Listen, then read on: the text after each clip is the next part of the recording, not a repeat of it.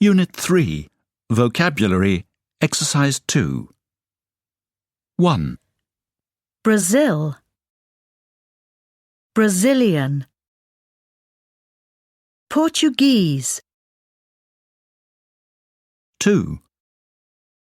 Austria, Austrian. German, 3. Wales, Welsh, Welsh. 4. Japan, Japanese, Japanese.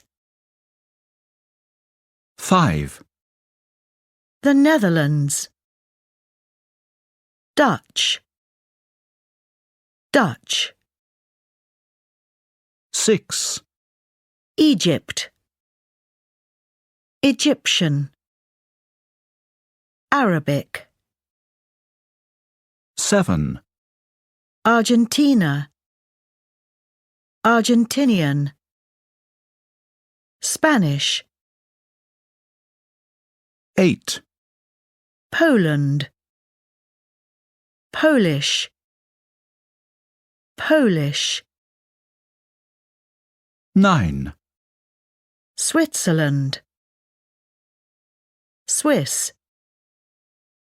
Romansh, Italian. German, French. 10. Russia, Russian, Russian.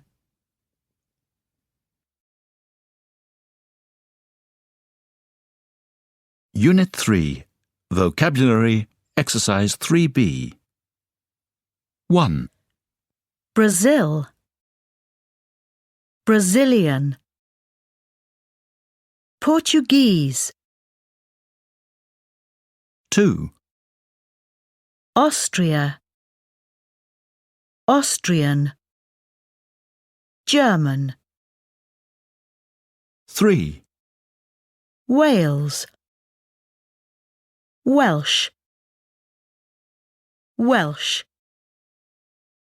4. Japan, Japanese, Japanese. 5. The Netherlands, Dutch, Dutch. 6. Egypt, Egyptian. Arabic, 7. Argentina, Argentinian. Spanish, 8. Poland, Polish, Polish. 9. Switzerland, Swiss. Romansh, Italian. German, French. 10. Russia, Russian, Russian.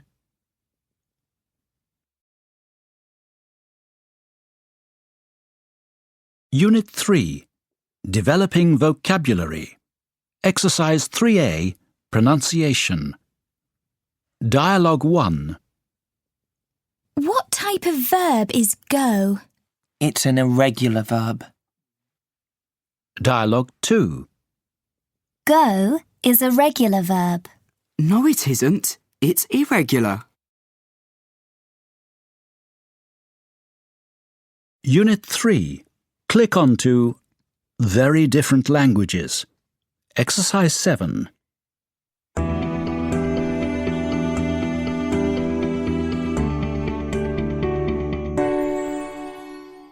Now, our next story is about a small tribe called the Piraha, who live in the Amazon in Brazil.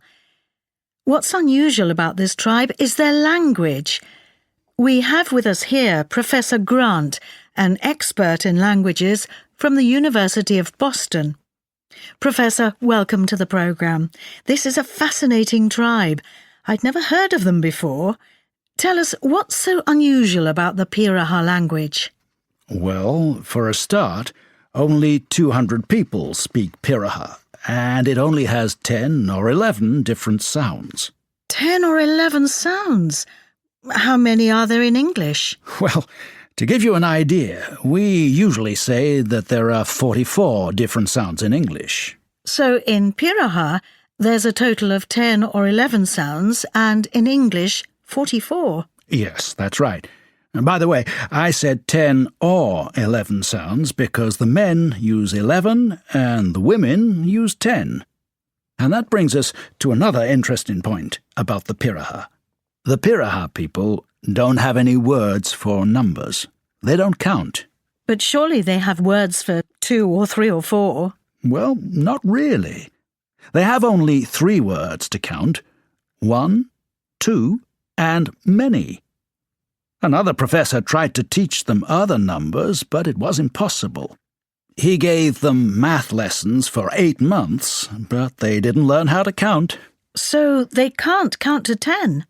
No, but listen, it isn't really that they can't. It's just that they don't want to, or they don't need to. For the Piraha and their culture, it just isn't important. What about the future or the past? Can they talk about those? No, there are no tenses in the Piraha language. They never talk about any moment except the present. Gosh, so how do they tell stories? They don't. Stories don't exist in Piraha. They don't even talk about their families much. They have one word for both mother and father, and one word for brother or sister, and that's it. There are no words for grandfather, grandmother, or cousins or uncles. What's the reason for this? Why is their language so simple? I think their language is very simple purely because their lives are very simple. They live for the moment. They only exist now. They have no need to express some of the things that other languages express. Well, thank you so much, Professor Grant. Absolutely fascinating. And if you want to find out more information on the Piraha tribe and their language, go to our website. Unit 3, Listening, Exercise 2. When American studios want a film to be popular in different countries, they often translate it and dub it. Dubbing is when you add new voices to a film, voices speaking in the language that the viewing public understands. We know lots about the top Hollywood actors, but what about the actors who dub them into French, Spanish, Italian, or Chinese, for example? Let's listen to some interviews with experts in dubbing and see what they say. Speaker 1. I wanted to act when I was little. When I was a child, I watched Japanese cartoons and I loved the voices. Later, I started to work on the radio. And then, after radio, I started dubbing. I spoke Kirsten Dunst's lines in Spider-Man, and then they asked me to do other Kirsten Dunst films. I love Kirsten Dunst, but I never copy her. My job is to become her character in the film. Speaker 2. Dubbing isn't just a question of having a nice voice. It's a question of changing your voice to match different actors in different situations. I was Arnold Schwarzenegger in The Terminator, but I don't just do Schwarzenegger. I also do Bruce Willis, Owen Wilson, Brad Pitt. Eddie Murphy is very difficult. He's very funny, but he speaks very, very quickly. In my language, Hindi, it's very hard to speak quickly. India is a place where people are mad about cinema. There are a lot of people who want to dub films now. It's very competitive. Speaker 3. France is a place where people take dubbing very seriously. People often try to contact me for work. They like your voice and they want to know you. I never send photos when they contact me. I want people to think of my voice, not my face. I often do Angelina Jolie's voice. I first started doing her in a video game, and then after the video game, I did her films. Now, I'm always the person who does Angelina Jolie's films. I like her films. And I have a very good relationship with the actor who does the voice for Brad Pitt. Speaker 4.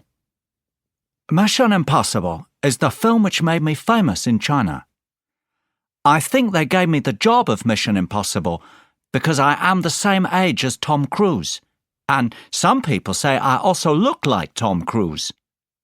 We're also the same height and weight. It was a difficult job doing Mission Impossible 3. I made the complete film in just 4 days. That's very fast. I worked 12 hours a day. There were moments of action and moments of romance. When I dub an actor like Tom Cruise, I want to make the public happy, but I also want to make the original actor happy. Unit 3. Developing Speaking. Exercise 3.